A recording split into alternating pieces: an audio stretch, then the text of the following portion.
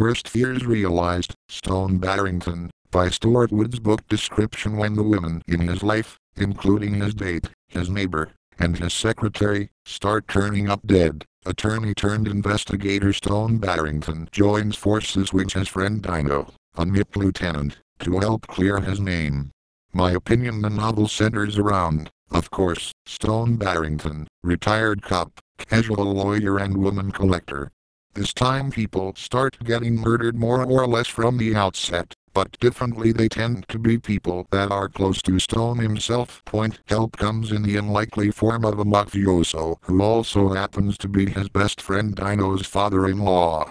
Of course, Dino is thrown into the fray being a detective in the NIP, and it builds into a very fast-paced, interesting detective novel.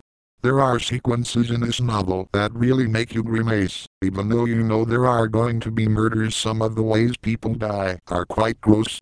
Having said that, there are also plenty of points in the book that make you laugh out loud. Particularly Dino's driving skills, where he has blatant disregard for his or anybody else's safety and drives so fast that even Stone is scared stiff. I think it may be the way this author writes these sequences, as I find them absolutely hilarious. This novel moves on at an alarming pace and never really lets up. It would be very easy, time permitting, to read this book in one go. It is that good. It has certainly made me want to read the whole series of Stone Barrington books, of which I believe there are currently 17.